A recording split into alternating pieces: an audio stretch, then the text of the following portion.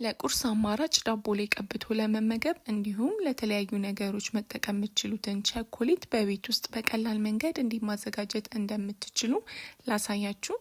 መፍጫችሁ ላይ ግማሽ ብርጭቆ ስኳር ታደርጋላችሁ። እንዲሁም ግማሽ ብርጭቆ ወተት ትጨምራላችሁ። ከዛ ግማሽ ብርጭቆ የካካኦ ዱቄት ታደርጉና አንድ ላይ ትፈጩታላችሁ ማለት ነው። የምትፈልጉት ውፍረት እስኪመጣላችሁ ድረስ ዘይት እያደረጋችሁ መፍጨት ትችላላችሁ። እኔ ሩብ ኩባያ ዘይት አድርጌ ፈጭቼበታለሁ።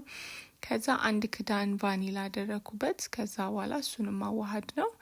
ከዛ ውፍረቱም እንደዚህ በቂ ሆኖልኛል። እና ይሄንን እንግዲህ ንጹህ ጠርሙስ ካላችሁ በጠርሙስ አድርጋችሁ ፍሪጅ ውስጥ ለ2 ሳምንት ያህል ይቀመጥላችኋል። እንደዚህ አድርጋችሁ መጠቀም ነው። እንግዲህ ባዶውን ለመጠቀም ጣዕሙ ትንሽ ከበድ ይላል። ትንሿ ራሱ በጣም ታሰማለችና ዳቧችሁ ላይ ራሱ ትንሿ የቀባችኋት በጣም በቂ ናት። ጣፋጭ ነው የሚሆነው። እና እንደዚህ እያረጋችሁ መጠቀም ትችላላችሁ። የቀረውን ደግሞ ለተለያዩ ነገሮች እንዴት መጠቀም እንደምትችሉ ቀጣይ ቪዲዮ ሰራላችኋለሁ። እስከዛ ሰብስክራይብ እያረጋችሁ ጠብቁ። ባይ